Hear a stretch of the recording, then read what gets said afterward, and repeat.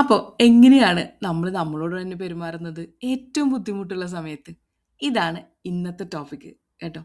അതായത് ഇമോഷണലി നമ്മൾക്ക് ഡിഫിക്കൽട്ട് ആയിട്ടുള്ള സിറ്റുവേഷൻ വരുമ്പോൾ, നമ്മൾ എക്സോസ്റ്റഡ് ആവുമ്പോൾ നമ്മൾ ഹെൽത്തി ബൗണ്ടറീസ് സെറ്റ് ചെയ്യുന്നുണ്ടോ?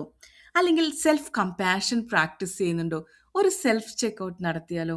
എങ്ങനെയാണ് നമ്മൾ നമ്മളോട് തന്നെ ആ ഒരു ഹീലിംഗ് പ്രോസസ്സിലേക്ക് നമ്മളെ എത്തിക്കുന്നത്? നമ്മളിൽ തന്നെ ഉള്ള ആ ഒരു എനർജി നമ്മൾ എങ്ങനെയാണ് യൂട്ടിലൈസ് ചെയ്യണത്? What is self compassion? സത്യത്തിൽ എന്താണ് സെൽഫ് കമ്പാഷൻ? നമുക്ക് നമ്മളോട് ഒരു ചെറിയൊരു ക്വസ്റ്റ്യൻ ചോദിക്കാം. നമ്മൾക്ക് എന്തെങ്കിലും ഡിഫിക്കൽട്ട് സിറ്റുവേഷൻ ഉണ്ടാകുമ്പോൾ how you will deal, how I will deal എന്നുള്ളത്. I am doing the best I can with the energy I have right now എന്ന് നമ്മൾ പറയാറുണ്ടോ? ഇതൊരു ബേസിക് ആയിട്ടുള്ള സെൻറ്റൻസ് ആണ്.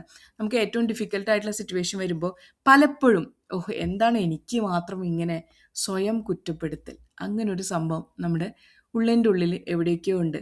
That is like self hurting. നമ്മൾ നമ്മളെ തന്നെ കുറ്റപ്പെടുത്തുക എന്നുള്ളത് സെൽഫ് ഹേർട്ടിങ് ആയിട്ടുള്ള ഒരു പ്രവൃത്തിയാണ് അല്ലേ? So what is self compassion? Self ഹേർട്ടിങ്ങിനെ നിന്ന് സെൽഫ് കമ്പാഷനിലേക്ക്, ആ സ്വയം കുറ്റപ്പെടുത്തുന്നതിൽ നിന്ന് നമ്മളോട് തന്നെ നമുക്ക് എങ്ങനെ കരുണയോടുകൂടി പെരുമാറാം? നമുക്ക് മറ്റുള്ളവരോട്, സഹജീവികളോട് എല്ലാം കരുണയോടുകൂടി പെരുമാറാൻ സാധിക്കും. പക്ഷെ നമ്മളിൽ എങ്ങനെയാണ് ആ കരുണ ജനിപ്പിക്കുന്നത് എന്ന് നോക്കാം. Self compassion is the practice of treating yourself with the same kindness, understanding and patience that you would offer to someone you care about. നമ്മൾ മറ്റുള്ളവരോട് കരുണ കാണിക്കാറില്ലേ? നമ്മളൊരു പക്ഷിയോട്, ഒരു മൃഗത്തിനോട്, അല്ലെങ്കിൽ നമുക്ക് ഇഷ്ടമുള്ള എന്തിനോടും നമ്മൾ കരുണയോടുകൂടി പെരുമാറും. പക്ഷെ നമ്മൾ നമ്മളോട് അങ്ങനെ പെരുമാറാറുണ്ടോ? ഡിഫിക്കൽട്ട് ടൈമിൽ, അല്ലെങ്കിൽ നമുക്ക് ഹാൻഡിൽ ചെയ്യാൻ പറ്റാത്ത സിറ്റുവേഷനിൽ. പക്ഷെ നമ്മൾ എന്താ ചെയ്യുക? നമ്മളെ തന്നെ കുറ്റപ്പെടുത്തും. Feeling exhausted, making mistakes or not, like നമ്മൾ ചെറിയ ചെറിയ തെറ്റുകൾ ചെയ്താൽ പോലും നമ്മൾ നമ്മളെ തന്നെ കുറ്റപ്പെടുത്തും. നമ്മൾ ലേസി ആയിട്ടിരുന്നു, ഓ എപ്പോഴും ഞാൻ ലേസിയാണ്, എനിക്ക് ഒന്നും ചെയ്യാൻ പറ്റുന്നില്ല. അല്ലെങ്കിൽ നമുക്ക് എന്തെങ്കിലും അസുഖമുണ്ട്, എപ്പോഴും എനിക്ക് വയ്യായിക്കാണ്, എനിക്ക് ഒന്നും ചെയ്യാൻ പറ്റില്ല. പക്ഷെ അതിന് പകരം എനിക്ക് ഇത്രയും എനർജി ഉണ്ട്, ഈ എനർജിയിൽ ഞാൻ ഇത്രയും ചെയ്തല്ലോ എന്ന് നമ്മൾ നമ്മളോട് തന്നെ പറയാൻ ശ്രമിച്ചിട്ടുണ്ടോ? ഉണ്ടെങ്കിൽ you are doing the practice of self compassion in the right way എന്നാണ് പറയാനുള്ളത്. അതായത് നമ്മൾ നമ്മുടെ ചെറിയ പ്രവർത്തികളെ അക്നോളജ് ചെയ്യുക. You acknowledge that these experience are part of being human. തെറ്റുകൾ പറ്റുന്നതും എക്സോസ്റ്റഡ് ആവുന്നതും ടയർഡ് ആവുന്നതും എല്ലാം പാർട്ട് ഓഫ്, നമ്മളൊരു ഹ്യൂമൻ ബീയിങ് ആവുമ്പോൾ എല്ലാവരും അതിലൂടെ കടന്നു പോകുന്നതാണ്. And respond with gentleness rather than judgment. നമ്മളെപ്പോഴും ജഡ്ജ്മെൻറ്റോട് കൂടിയാണ് നമ്മളെ നോക്കി കണ്ടിരിക്കുന്നത് അല്ലേ? It involves noticing your emotions without suppressing dum, reminding yourself that you are not alone in your struggles, and allowing yourself the space to rest and recover. നമുക്കൊരു overwhelming അല്ലെങ്കിൽ exhausting situation ഉണ്ടായി കഴിഞ്ഞിട്ടുണ്ടെങ്കിൽ നമ്മൾ കുറച്ച് നേരം റെസ്റ്റ് എടുക്കുന്നത് അത് റിക്കവർ ചെയ്യാൻ നമ്മളുടെ ആ ഫേസിന് ഒരുപാട് ഹെൽപ്പ് ചെയ്യും. By softening your inner voice and letting go of harsh criticism. നമ്മൾ സെൽഫ് ക്രിറ്റിസിസം ചെയ്യുമ്പോൾ ടു മച്ച് ഹാർഷാവും അല്ലേ? അപ്പം നമ്മൾ ആ ഒരു സംഭവം ലെറ്റ് ഗോ ചെയ്യാം. ലൈക്ക് നമ്മളിപ്പോൾ കുറച്ച് നേരം റെസ്റ്റ് എടുത്ത് എനിക്ക് വയ്യാ തോന്നി, കുഴപ്പമില്ല, യു ക്യാൻ, നമുക്ക് ആ റെസ്റ്റ് എടുക്കാൻ പറ്റും അല്ലേ? നമുക്ക് അതിനുള്ള ഒരു അവസ്ഥ, അങ്ങനെയുള്ളൊരു ഫേസും കൂടി ഉണ്ട്. റെസ്റ്റ് എടുക്കണം എന്നുള്ള ഒരു അവസ്ഥ കൂടി ഉണ്ട്. എപ്പോഴും 24/7 പണിയെടുക്കണമെന്ന് ആരും പറഞ്ഞിട്ടില്ല അല്ലേ? Self compassion helps reduce emotional stress, rebuild your energy and create more supportive and balanced relationship with your self. ഇനി നമ്മളോട് ആരെങ്കിലും മോശമായി പെരുമാറുന്ന സിറ്റുവേഷൻ ഉണ്ടാകുമ്പോൾ അപ്പം നമ്മളെങ്ങനെയാണ് പെരുമാറുന്നത്? ഇത് നമ്മളിൽ തന്നെയുള്ള പ്രശ്നങ്ങളെ സോൾവ് ചെയ്യുന്നതാണ്. ഇനി പറയാൻ പോണത്, നമ്മളോട് ഒരാൾ മോശമായിട്ട് പെരുമാറുമ്പോൾ പലപ്പോഴും നമ്മൾ വീട്ടിലിരിക്കുന്ന ആളുകൾ കേട്ടിട്ടുള്ള ഒരു ഒരു സെൻറ്റൻസാണ്, ഒരു ഫ്രേസാണ് അടുക്കളപ്പണി ചെയ്തിരിക്കുക എന്നുള്ളത്. എനിക്കും കേട്ടിട്ടുണ്ട്, അടുക്കളപ്പണി ചെയ്തിരിക്കുക, അടുക്കളപ്പണിയിലാണോ, അടുക്കളയിലാണോ, പാചകപ്പുരയിലാണോ എന്നുള്ളത്. ഈ ഒരു സെൻറ്റൻസ് കേൾക്കുമ്പോഴേ ഭയങ്കര ഇറിറ്റേറ്റിംഗ് ആണ്. നമ്മൾ ആ ഒരു സിറ്റുവേഷൻ എങ്ങനെ ഹാൻഡിൽ ചെയ്യുന്നു എന്നുള്ളത് പഠിക്കാൻ തന്നെ ഞാൻ വർഷങ്ങളെടുത്തു.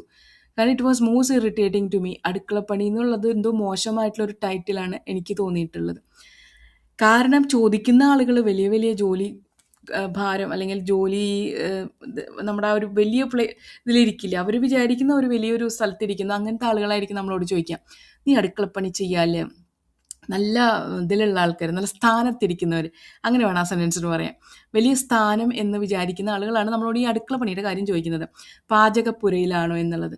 നമുക്ക് ഒരു സിറ്റുവേഷൻ ഇല്ലാത്തത് കൊണ്ടാണ് നമ്മളും ആ ഒരു സ്ഥാനത്തേക്ക് എത്താത്തത് എന്നുള്ളത് നമുക്കറിയാം.